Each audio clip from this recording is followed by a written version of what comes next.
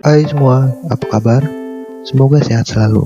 Perkenalkan, nama saya Muhammad Farhan Najiji dengan NIM 2061201270 dari Institut Teknologi dan Bisnis Ahmad Dahlan Jakarta Prodi Manajemen semester 5. Pada kali ini saya akan menjelaskan tentang materi akuntansi bank dengan tema pinjaman yang diterima. Apa sih pinjaman yang diterima itu? Pengertian pinjaman yang diterima. Selain dana masyarakat yang lazimnya diserap oleh bank, seringkali suatu bank menerima pinjaman dari pihak ketiga yang bukan nasabah perorangan seperti lembaga keuangan dalam atau luar negeri, pemerintah, atau lembaga lainnya.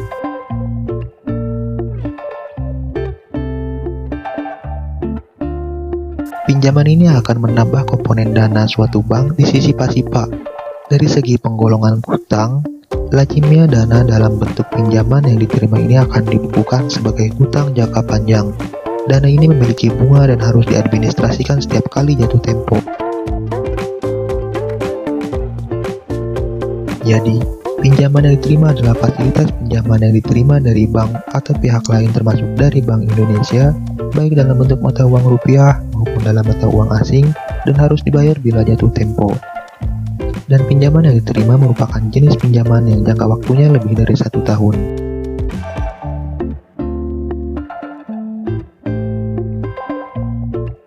Beberapa jenis pinjaman yang diterima antara lain: pertama, ada pinjaman jangka panjang dari bank lain.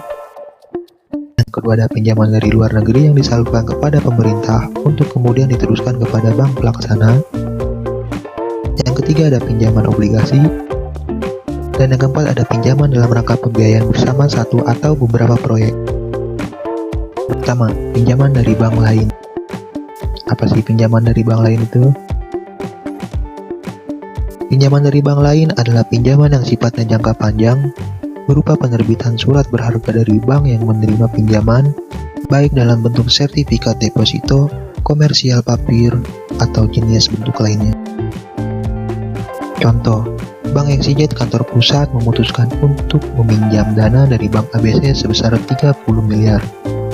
Dan untuk itu Bank XYZ menerbitkan sertifikat deposito dengan jangka waktu 3 tahun, dengan suku bunga sebesar 15% dalam setahun. Dana diterima oleh Bank XYZ dalam bentuk rekening giro pada Bank ABC. Jurnal pada Bank XYZ kantor pusat. Nama akun di debit yaitu bank lain giro dalam kurung Bank ABC sebesar 30 miliar dan di kredit pinjaman yang diterima sertifikat deposito 3 tahun sebesar 30 miliar.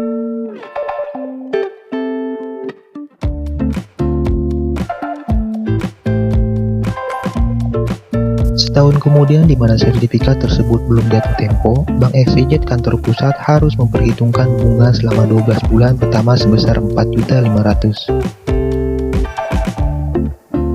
Maka jurnal pada Bank XYZ kantor pusat adalah sebagai berikut.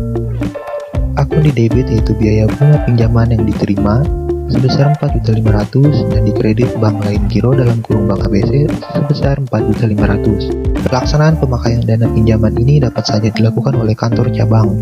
Sebagai contoh, Bank XYZ kantor cabang Tangerang hendak mempergunakan dana dari pinjaman tersebut sebesar 1 miliar rupiah dan memohon agar kantor pusat untuk memindahkan dana tersebut. Maka jurnal pada Bank XYZ di kantor pusat adalah akun di debit yaitu RAK cabang Tangerang sebesar 1 miliar dan di kredit bank lain giro dalam kurung Bank ABC sebesar 1 miliar. Dan jurnal pada kantor cabang Tangerang adalah di debit yaitu Bank Indonesia Giro sebesar 1 miliar dan di kredit RAK kantor pusat sebesar 1 miliar.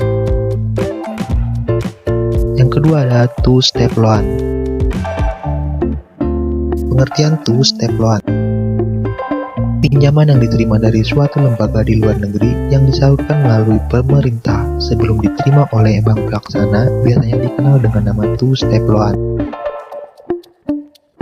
Disebut two-step loan karena pinjaman yang diberikan oleh kreditur dari luar negeri ini akan diterima oleh pemerintah sebagai penjamin pinjaman tersebut untuk kemudian disalurkan kepada bank-bank pelaksana untuk dipergunakan menyalurkan kredit perbankan.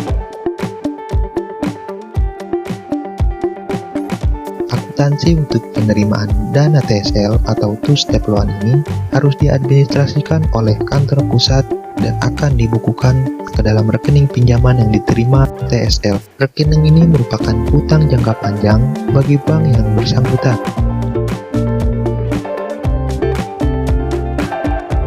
Contohnya sebagai berikut. Bank XYZ mendapatkan pinjaman melalui pemerintah RI dari Bank of Japan sebesar 12 miliar yang disalurkan melalui BI.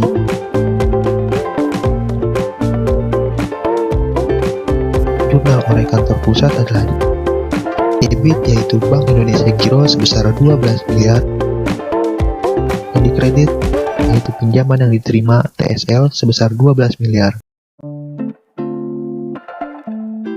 Yang ketiga, ada pinjaman obligasi. Pengertian pinjaman obligasi. Obligasi adalah surat utang jangka panjang yang diterbitkan oleh perusahaan atau pemerintah dengan nilai nominal dan waktu jatuh tempo tertentu. Obligasi juga dapat diperjualbelikan di pasar sekunder.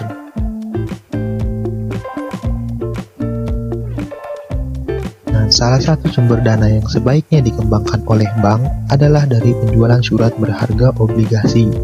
Pengadministrasian penerbitan obligasi ini harus diketahui oleh kantor pusat sebagai pengelolaan dana bank. Dan pencairan obligasi pada saat jatuh tempo dapat dilakukan di cabang-cabang pada bank tersebut. Contoh, kantor pusat Bank XYZ menerbitkan 1000 lembar obligasi dengan harga per lembarnya yaitu 1 juta dengan suku bunga 12% setahun. Cabang Tangerang berhasil menjual seluruh obligasi kepada masyarakat. Maka jurnalnya yaitu di debit yaitu kas 1 miliar dan di kredit yaitu hutang obligasi sebesar 1 miliar. Pada saat sebulan kemudian, kantor cabang Tangerang akan menyisihkan biaya bunga obligasi bulan pertama sebesar 1%. Maka jurnalnya di debit yaitu biaya bunga obligasi sebesar 10 juta dan di kredit hutang bunga obligasi sebesar 10 juta. Nah, yang keempat ada pinjaman untuk pembiayaan bersama. Kewenangan pemberian pinjaman untuk tujuan pembiayaan bersama proyek-proyek tertentu tetap berada pada kantor pusat. Untuk setiap kali diterima dan pinjaman untuk tujuan pembiayaan bersama akan dibukukan ke dalam rekening pinjaman yang diterima pembiayaan bersama. Rekening ini akan tetap outstanding di sebelah Pasipa hingga proyek yang dibiayai selesai dan pinjaman dilunasi oleh bank. Contoh, Bank XYZ hendak membiayai seluruh proyek sebesar 300 miliar. Untuk memenuhi kebutuhan dana ini telah tersedia dua bank ABC dan Bank DEF dengan masing-masing sumbangan modal Rp 100 miliar. Jadi besaran dana pinjaman yang diterima untuk tujuan pembiayaan bersama ini sebesar 200 juta yang disediakan langsung dalam rekening giro di masing-masing bank. Sedangkan sisanya menjadi beban pada Bank XYZ. Untuk mencatat transaksi ini, oleh Bank XYZ, kantor pusat akan dibukukan sebagai berikut.